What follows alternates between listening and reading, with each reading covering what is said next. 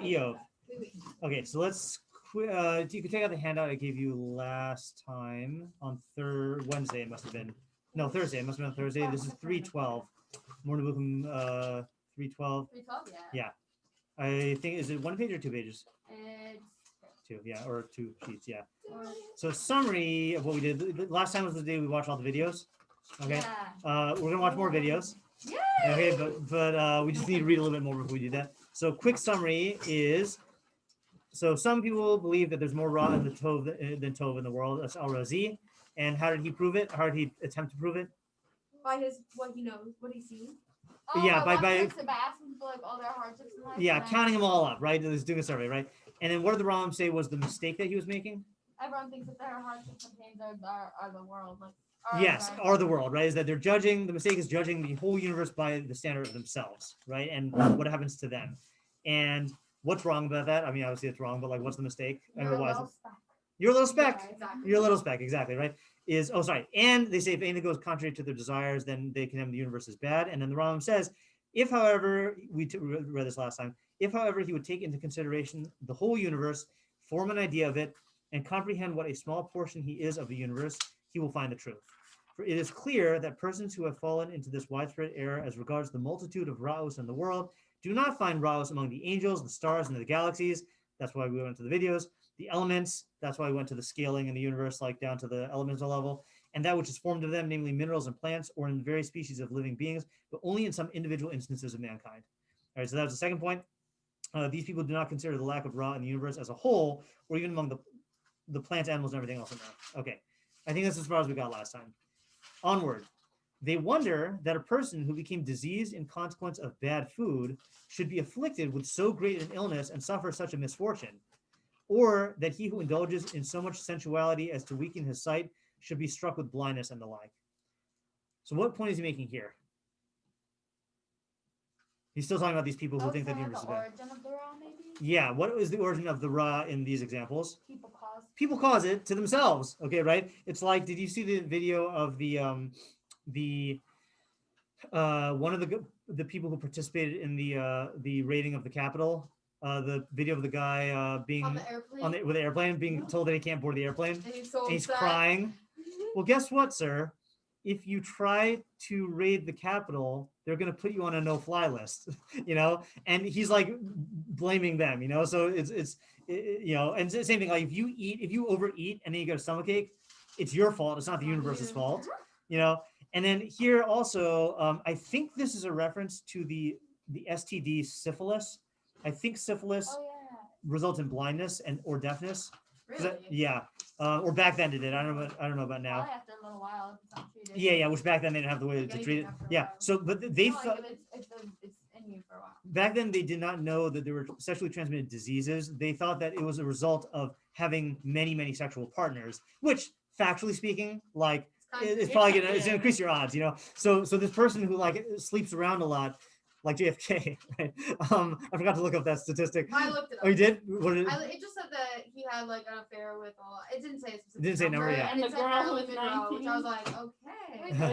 Didn't you The do girl that who was scandal? 19 who worked as Oh, yeah. Didn't they all do that Yeah, she's nodding. scandal? She's nodding. Yeah. Yeah. Okay. Anyway, so he's saying that if this guy like sleeps around a lot and then gets blind and he blames the universe, it's really his own fault. Okay, so that's the idea. They fail to now. I'm not saying that all Raos are your fault. It's saying that because people have this premise that the universe is evil and out to get me, they don't even notice when they're causing their own Raos. And this is a lot. I mean, this is all of Mishlei, right? Is that all of Mishlei is how the fool engages in the world in an unwise way and it gets the consequences of his actions. But if you're really foolish, you blame the universe instead of blaming yourself. Okay, next point. What we have in truth to consider is this. The whole mankind at present in existence, and likewise every other species of animals, form an infinitesimal portion of the permanent universe. And he quotes specifically that support this. How, as it is stated, man is like nothingness. How much less is a man who is like a maggot and a mortal who is like a worm?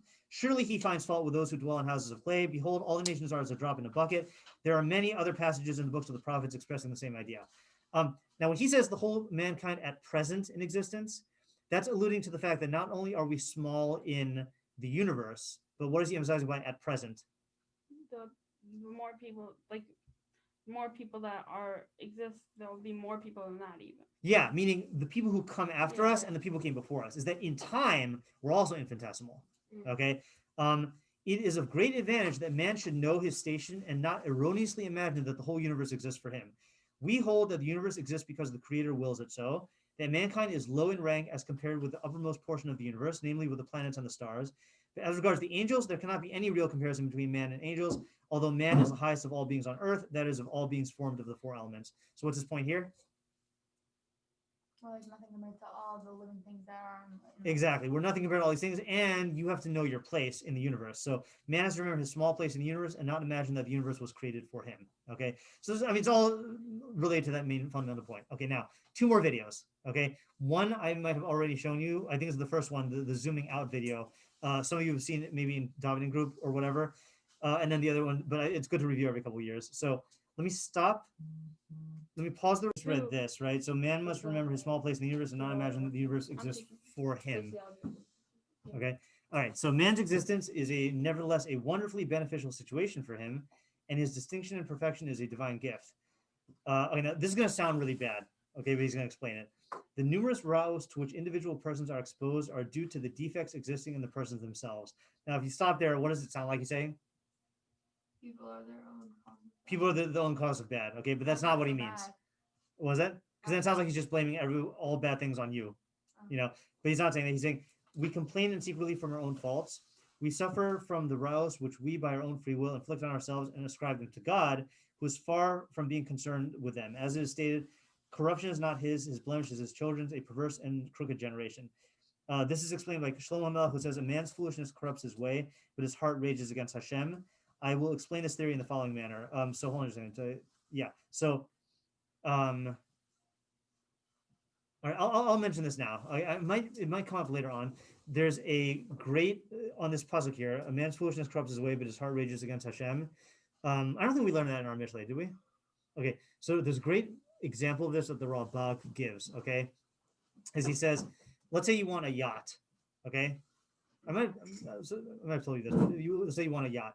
So you take your shovel and you go out into your backyard and you start digging. Okay.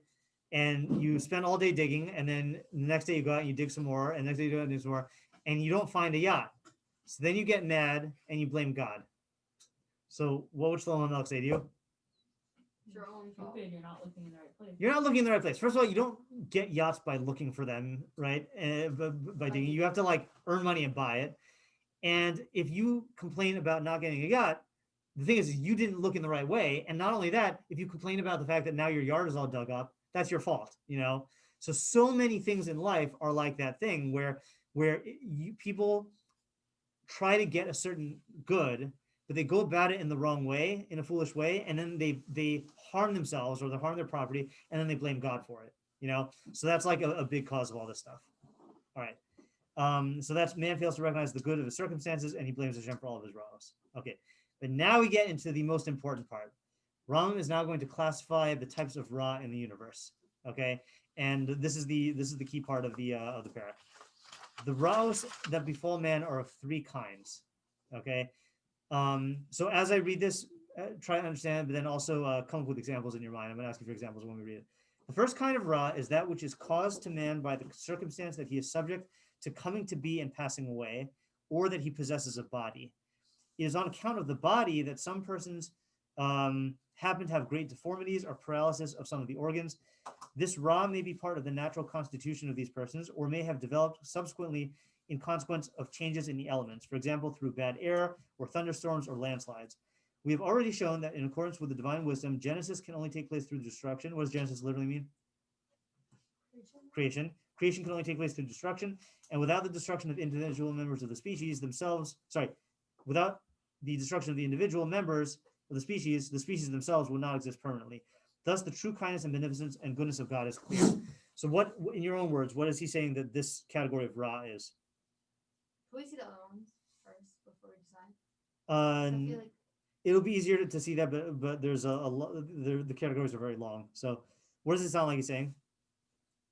physical Physical stuff, right? deterioration. Yeah, physical deterioration, otherwise known as matter. as Nice. yeah, as what do we call Generation.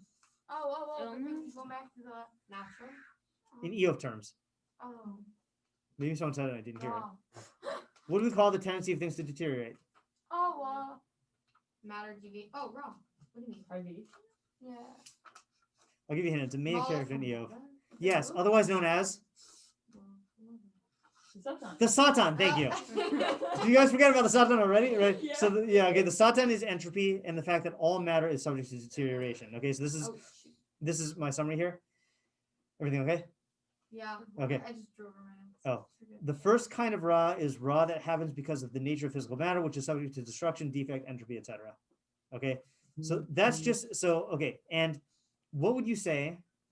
And Ron's going to address this in a second. What would you say if like someone said that they wish that they were not subject to this kind of Ra? Well, that's life. Yeah, right. It's life for what kind of being? Physical. Physical beings, exactly, right? So the Rambam says like this. You remember the discussion you had a couple of days ago or last week about if you were made out of one substance, what would it be? Yeah. All right, so this is the part. Okay, he who thinks he can have, yeah, he who thinks I'm what do you call it? I'm not looking forward to. Last time I flew from New York to Seattle, so the flight from New York to Seattle is 6.5 hours, Oh my gosh. and it's also like I have to get to the airport early and stuff. So it's like 8 hours, and I remember my ears were like falling off by the time. Yeah, glasses make it much worse. You can like put it in a pony. So what I'm thinking of is the N95 is not around the ears. It's only this mask that's around the ears. So I think when I'm on the plane, if I just take this part mask off and just like somehow attach it to the N95, then that'll be fine. Just glue it. Yeah, I'll just tape it or something like that. Yeah. What was it? You can't do You're that. not You'll gonna die. die. You're not gonna Yeah. breathe. You'll go with a- Okay. Anyway, but the reason why I dwell on that point is because this is an example of that kind of Ra. Oh. Right? Is pain of the ears, right? If you didn't want your ears to have pain, don't have ears. Okay, so this is what the Rambam says though. He who thinks he can have flesh and bones without being subject to any external influence or any of the accidents of matter, right? So if you think you can be physical but not be subject to this type of Ra, unconsciously wishes to reconcile two opposites, namely to be at the same time subject and not subject to change. If man were never subject to change, there could be no generation. There would be one single being, but no individuals forming a species. Galen, in the third section of his book, The Use of the Limbs, says correctly, it would be in vain to expect to see living beings formed of an egg fertilized with sperm who will not die, will never feel pain, or move perpetually, or will shine like the sun. Let me summarize and I'll explain it with the substance thing in a second. So if you want to be physical, meaning subject to impressions that stuff can happen to you, and impervious to harm, meaning not subject to impressions, then you're wishing for the impossible. So let's say you say, I want to be marble. I want to be made out of marble. Okay, so that I can't get bruises on my skin. Great, but if you were made out of marble, what else would happen? Wouldn't be able to do it. You wouldn't be able to move, right? You wouldn't be able to bend stuff. Having flesh is great. Why? Because it bends, it grows with you, right? You can feel stuff through it. So if you wanted flesh that had all the properties of marble, it wouldn't be flesh, And this is the nature of matter. All matter has limitations and deficiencies and pros and cons, right? So let's just use an example here. So let's say you have an iron throne versus a plastic chair. So what are some of the advantages of the plastic chair? You can move it. You can move it very easily, right? What are some other advantages? Cheap. It's cheap, right? Yeah, Cheap to I was produce. thinking, like, no. Yeah, cheap. It is much cheaper than iron, right? Yeah, I wasn't sure if that's an advantage. Yeah. It's also probably easier to make, which might be related to the cheapness and the fact that you could just like mold it into the shape, whereas iron you have to work with. Now, but what are the disadvantages of plastic? It's not flammable. Won't last as long, or actually, well, the chair won't last as long. The plastic will last forever and be eaten by the birds, right? But it won't last as long. It's flimsy. It could get damaged easily. Okay, now iron, the disadvantages we said are it's heavy, it's expensive, but the advantage is it lasts a long time. If you wanted something that could be plastic, have all the advantages of plastic without any of the disadvantages, and all the advantages of iron without the disadvantages, that's asking for the impossible, because that's what makes iron different from plastic. Every material has, and even if you found such a thing, that would have deficiencies. You see what I'm saying? Yeah. It's all matter. What's the definition of matter? I mean, we said it's the stuff that stuff is made out of, right? But matter, I mean, it's hard to define, but let's say like, if you look up the dictionary definition of matter, or I've looked up one dictionary definition that said it is, or let's put it this way, one of the properties of matter is that it has dimensions and characteristics, right? Matter exists in space and it has characteristics. Anything with dimensions is by definition limited. It's limited to those dimensions. Anything with characteristics is limited to those characteristics. Okay. So it's going to be limited. Here's another example of this. It's annoying when your ice cream melts, right? But what would happen if you said, I wish I had ice cream that didn't melt? That's not ice cream. It's not ice cream, because then what would happen? What else is great about ice cream in terms of the way it's eaten? It's cold. How do you, okay, right, it's cold, right? But what do you You do? melt it You with- lick it and it melts when you lick it, right? Like it dissolves as you lick it. That's all part of the property of ice cream, is the very same thing that causes it to be enjoyable to eat, to be able to lick, is also what allows it to melt, you know? There's a midrash, I don't know if you did this either with Mrs. H. Fader or at any other time. Have you done the midrash about, or did I tell you about this with the tree and God making? Stop me if this is a repetition here. Yeah, I think we did this with my mom. Oh, you did. Okay, good. So we'll review then. Let's see here. Tree is on day 3. Yeah, okay. Viomer Elokim, Tajhe Haaretz, Deshe, Esav Mazrezer, Eitz Pri Ose Pri. How would you translate Eitz Pri Ose Pri? A fruit tree makes. Fruit tree making fruit, right? Is this ringing a bell for anyone else now? No. Okay. So that's what God said he's going to do. But then what happened? But Tote Haaretz, Deshe, Esav Mazrezer, Leminehu, Eitz. Oh, sorry. Am I sharing the screen, Ayala? No. Oh, sorry. Let me share the screen. Yeah, so God said make an eitz pri ose pri, but then what happened? Vatose ars desha esiv mazrizer. I mean, the eitz ose pri, a tree making fruit. So what's the difference? Fruit tree making. A fruit tree making fruit or a tree making fruit? Okay. You see? Okay. So what does Rashi say? I'm not gonna do this. Okay, fine. So what does Rashi say? So he says, wait, let's skip it. Where was that photo? Right there. Yeah, thank you. So what does it mean, eitz pri? She tam ha'etz kitam ha'pri. So God wanted to make a tree Yum. that is edible, right? And that the bark tastes like the fruit. We did this. Yeah. Yeah? We're not like, Okay, so now what happened? V'hi lo asasa kain, but it didn't do this, right? The tree didn't obey, because it says in the next passage that it was not an eitz pri, it was just an eitz. Okay, Ella v'tote arts eitz ose pri, v'lo eitz kipri. Right, so it was a tree that made fruit, but the tree itself was not a fruit. Lefikach kashnis kalal adam alavono. Therefore, when man was cursed for his sin, nifkada gamhi alavonav niskalal. The earth was also cursed because it didn't obey God. Now, obviously, this is not to be taken literally, because the earth can't disobey God. But what's the idea behind the fact that God wanted it to be a tree that is fruit and produces fruit, and then it disobeyed him and only produced fruit but is not fruit? Now, I don't know what idea you learned from Ayala's mom, but you could either give the answer that you guys learned if you analyze this, or think of your own answer. What's the idea? like man did something that deserves punishment for, and that punishment, originally God's will was to have this type of thing, but the punishment happened to change what God's original plan had been. You know, that does seem to be what the Midrash is suggesting, because it's saying that like, when did the tree disobey God on, or when did the earth disobey God? On day 3, but God didn't punish it until after man sinned. So it does seem to be connecting that. I didn't think about that before. Yeah, I have a different interpretation based on what we're doing. In light of what we're doing, what would you say a good interpretation of this is? There's advantages to both of the things. Okay. And disadvantages to both. And then like originally one was gonna be like you needed those advantages, but then after sin, like the other Okay, advantages. I'm going to give you a hint. Just forget about the sin part for a second. Forget about Adam sinning. What would you just say about the idea that God wanted to make a tree that tasted like the fruit that it produced, and it didn't do that? Oh, Yeah. it shows that just like we can have a chair that's iron. Yeah. Both benefits. So too, we can have a tree with the Exactly, right? So in other words, like this, and obviously God could do whatever he wants, right? In a sense, but like God, so it would be great if trees were edible like their fruits, okay? But you yourself can think of a problem. What would happen if that were the case?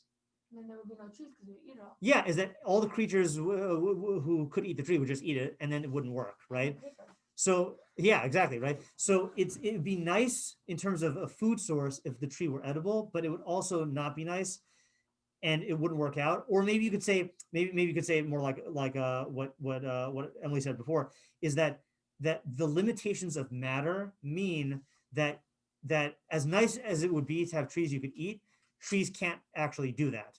So that's not a limitation on God. That's a limitation on the matter that he's working with. Matter is limited, so God is not going to make something that has all possible properties, because that's not the definition of matter. So that's being expressed by this idea that the earth didn't obey God. But then you have to ask why. Like, why? So because that's the nature of matter is what I'm saying here, is that No, I'm saying like, why couldn't he have created a matter in such a way where it had all of the benefits? right. So what's going to happen is if you said that, so let's say, for example, you said, well, maybe he should make it so that it has these benefits, right? Like instead of just having benefit A, it has A, B, and C. So then you're going to ask, well, what about benefits D, E, and F? Okay, so maybe it should have that also, right? Well, what about X, Y, Z? So it should have that also. And then you end up saying, well, maybe he should have made a universe where matter has all possible properties. Mhm. And then what is that actually saying though? That's actually saying that It's not really. it's not matter anymore, not you know? Earth. Yeah. So once God is making a material universe, material universes will have limitations on what they could do. We'll have to continue talking about this tomorrow. All right, have a good day. Thank you. You're welcome.